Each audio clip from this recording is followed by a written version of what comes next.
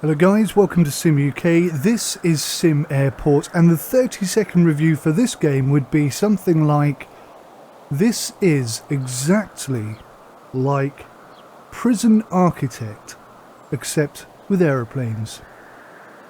But there's obviously more to it than that, and I'll go into that as we progress through the game.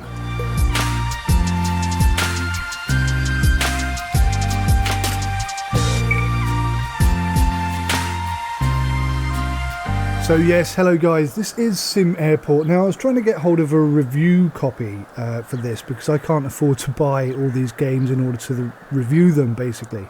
I don't make anywhere near enough money for that, especially with YouTube's current situation. But this is a game I was really quite interested in playing, so I found it a little bit cheaper than you can get it on Steam, and I'll leave you a link in the description below. I think it was £15 as opposed to on Steam at the moment. I think it's £19, so it's £4 cheaper, and I think that's fair. This game is very much in early access. It does crash occasionally. There are a few bugs, a few issues here, there and everywhere, and the amount of content that's in it is somewhat lacking.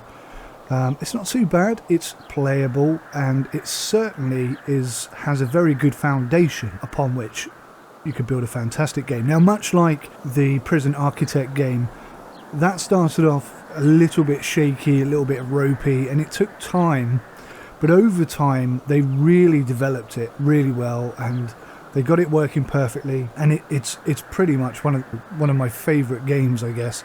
It's really good fun to play. You can just pick it up anytime, and yeah, it's a really good game. Now, hopefully, this isn't developed by the same people, or at least I don't believe it is, unless they've parted ways, because the development team for SimAirport is LVGameDev LLC. Now, unless they have split with the developers of Prison Architect, then these are not the same developers, although the game is incredibly similar. Now, there's quite a bit you can do, but really I hope in the future there's going to be an awful lot more.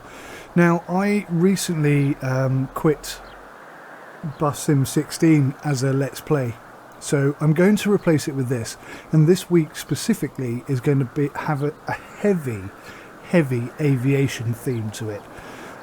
So if you're into that, then this is your lucky week, I guess. There's going to be a lot of aviation stuff coming at you this week. That's not to say that I'm ignoring the train simulators, the bus simulators, or the motorbike simulation. I've just got a lot of aviation stuff to look at this week, which is why it's predominantly going to be about aviation. That's enough chit chat. Let's get on with some actual gameplay. Now, when you start the game, it pretty much just drops you here, and you're like, wow, what do I do? But it's actually pretty straightforward. This build icon here is where you clear and demolish building items, build foundations and fences, roads, taxiways and walls. Walls can only be built inside of buildings. Objects, interestingly, this includes not only things like chairs and tables for the cafeteria, ATMs, and it also includes things like an ATC tower and extra large and large gates for the aircrafts to come in. It's got all the cafeteria stuff in, it's got information in, it's got office stuff in, it's also got foliage.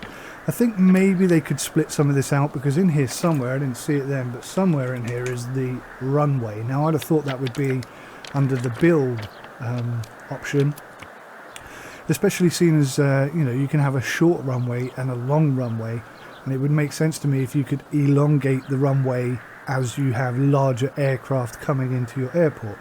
That seems to make sense to me, but you can't do it yet. Maybe that will come in the future, I don't really know. Now, general consensus is pretty positive about this game. The developers seem to be fixing problems and, you know, constantly updating the game, which is good considering the amount that they're charging for it. I think it's a bit cheeky. That's not to say it's not a good game. I just don't think it's too early access to be charging full price for a game like this. I think you should give people a break. If you're going to jump on early access, you should get a bit of a discount. Otherwise, you know, you're just not really getting anything for your money, I suppose. Especially when the game releases and then they sell it at a discounted price. That just irritates everybody who's been participating. But anyway, staff members, pretty straightforward. You've got a CFO, COO, a worker, a janitor, security staff and workmen. Staff basically do everything. Food workers just do everything that's related to food. Janitors are obviously janitors. Security, they don't kind of do security. They manage all of the like metal detectors, bag checkers, bag scanners and all that kind of good stuff. There is a bit of a question that keeps popping into my head and I don't quite know how to pose it, but in our current climate, I mean, it's great having all these security features installed in the game, but unless somebody is going to try and breach it, is there any point in really having it? Because as it stands at the moment, the logic or the AI logic is pretty sporadic. They'll jump past, they won't go through security if they don't have to. If they can find a way around it, they will. So you have to kind of force them through it. But there doesn't seem to be any penalty for having screwed that up. Maybe it's just going to be a cost penalty at the end of the day, but I don't know. I don't really want to go into that conversation particularly. It's just something that I keep thinking about. What have we got here? So we got zones. I mean, this is pretty straightforward. This is again very much like Prison Architect. You just drag it over a place that it says security. I'm not sure I can do it whilst it's paused. In fact, I don't think I can do it outside. Okay, this is one of the most annoying bugs for me. It catches me out all the time at the moment. When you click on something, do you see that? So if I select deliveries, okay, good. Now if I select kitchen, there you go, security. Restroom, kitchen. Sometimes it doesn't register your mouse click. See, didn't do it again. I don't know if it's just security that I have that problem with. It certainly seems that way. Anyway, there are a few little bugs like that. It's a bit annoying, but you grab your thing and you just drag it over your space. Ta-da!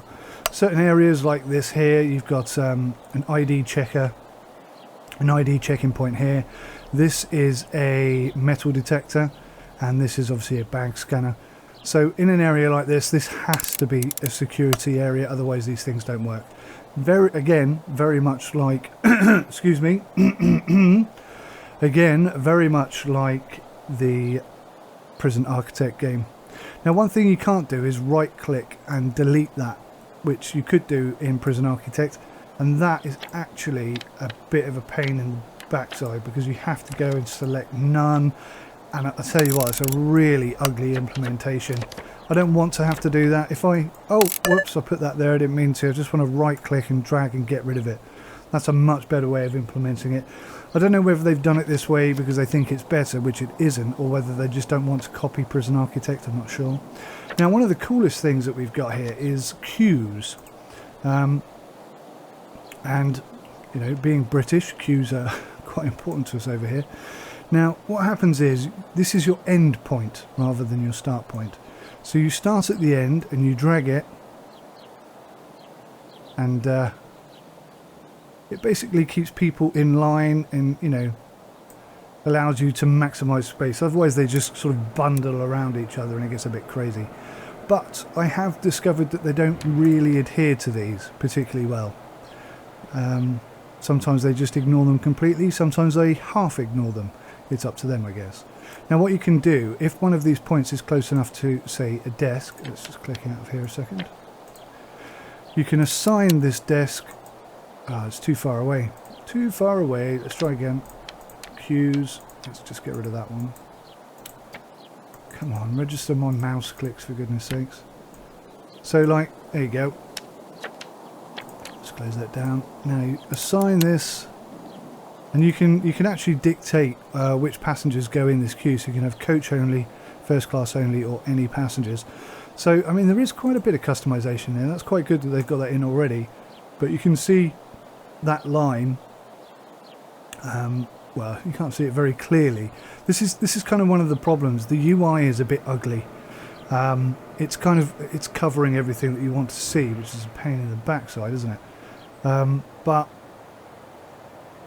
basically there's a line, or an imaginary line, or a connecting line between these two things. Now this does work, but again I'm not that impressed with it. So if I, oh god, like that mouse click problem. Whoa, that's completely the wrong way around.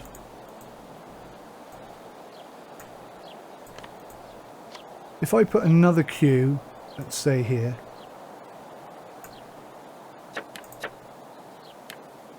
then when you're trying to assign, you can, by the way, assign it to both queues, but it's, you see how it's all overlapping each other? It just gets really messy and really ugly. They need to find a better way of implementing that. I suppose if you zoom all the way in, it kind of sits a bit better, but yeah, it does need a tidy up for sure. There's got to be a better way of doing that. So anyway, this is just an introduction I guess I'm doing now. What have you got here? Reports. These are kind of pointless. A heat map of information. So you can get these information boards about flights. Let's see if I can find one. There it is. Straight on it. So if I pop that there and then come back to the report, well, actually, you won't see it yet, but once they've installed that, once the builders have actually installed that, then that will be highlighted in red, so you can see where the information heat map is. Now, I'm not sure what the implications of information are. I suspect that if certain passengers don't have the information they need, they'll miss their flight because they don't know what time it's turning up, for example. Now, I'm not guaranteeing that that's the way it is, but it does sort of seem that way at the moment. What's this one? Heat map for, oh, this is environment, how pretty the place looks. I don't think that works at the moment because I rarely put any plants in my airport. Yeah, everything is green, so I don't think that's working yet. And secure areas, so areas where, you know, you are secure. And I think secure is green like this, and unsecure is red, or insecure is red, I should say. So yeah, I'm hoping they add a bit more to reports. That's a bit basic. Planning is just what you would expect it to be. So you're going to build something. Mouse registering, come on! So just so you can sort of plan it out before you build it type thing, which is pretty good. And again, very much like Prison Architect. Now, you have research. Now, this is an area that needs some development. This is ugly to work with. It's not well laid out. It's not very clear what you can do, what you can't do, how much it's going to cost you. It's just, or what it gives you, really. This whole area needs improving. I haven't really delved very far into research, but basically it just unlocks, well, the long and short of it is it kind of unlocks better access to your airport and allows you to have larger aircraft land at your airport, and that's basically it. And make better financial decisions, I guess. Pricing, this is something you need to unlock via research. So it starts off at $400 per plane and $10 per passenger. That doesn't really bring in a lot of cash, so you've got to be careful. But obviously, as it says here, some airlines are more cost sensitive than others. So if you put it too high, they might well not want to land their planes at your airport. And incidentally, up here, this shows the airline interest. So 48.93% of the available aircrafts are interested in landing at my airport. But if you try and pick one, let's go Aerostar. No, that's a bad one to pick. No. Oh, here we go. You see how this one's locked? That's because this plane will want to land at night time and we don't have any lights on the runway. So there's things like that.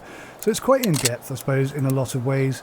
The Sim Weather channel at the moment doesn't seem to have any bearing on anything, except for it does change which direction they come in on the runway. That's about it.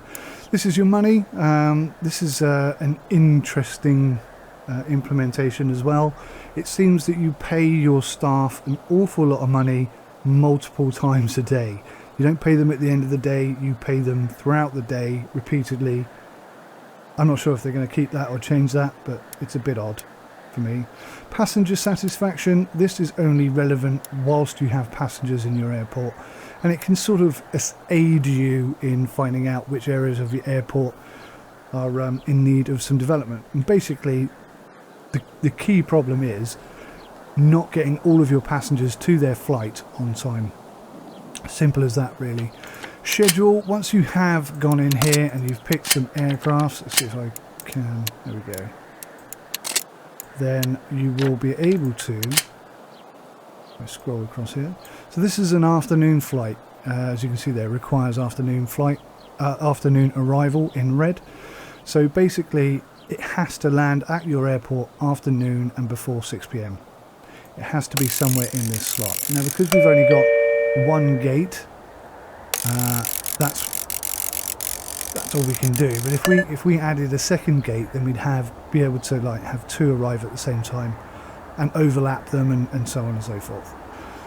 So I think that's pretty much it. The status is just telling you what's going on at the present moment in time, and your these are your requirements down here, and it's saying that we're fully operational. These will go red if there's anything you haven't done. Now I'm hoping this game is going to develop and evolve into something as good, if not better, than Prison Architect, but time will tell, I guess. So what I'm going to do is I'm going to start a gameplay today. I know we're already sort of 10-15 minutes in already. I'm going to start a gameplay video today and just start my brand new, totally brand new airport. So instead of doing career mode, we're going to go sandbox, start from scratch, and let's go for an extra large. And then we'll see what we can do. And then hopefully each week I'll be able to build the airport up and new features will come in and I'll be able to cover those as well. So guys, that's pretty much the introduction to the game, and I've told you just about everything I know. There are a whole host of things I'll probably think of I want to tell you whilst I'm playing, but I'm going to be doing a gameplay video on this for a few weeks, maybe a few months, I don't know. Depends how much you guys like it, how much I like it, I guess, and how much it evolves and develops as a game. So yeah, that's pretty much it from me, just talking about the game, introducing it to you, first look review. Thank you very much for watching, I do appreciate it, and until next time, I guess, take care of yourselves. Goodbye for now.